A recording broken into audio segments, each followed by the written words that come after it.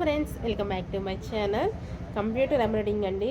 Simple work, neat finishing, చాలా బాగుంది. Colour combination కూడా కొన్ని కలర్ కాంబినేషన్ కూడా చాలా బాగుంటాయండి. మనం చూసిన వాటికైనా వేసుకుంటే బాగుంటాయి. శారీ వచ్చేసి ఇదండి గ్రీను.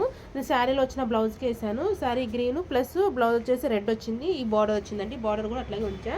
శారీ మొత్తం కూడా ఇలా ఉందండి.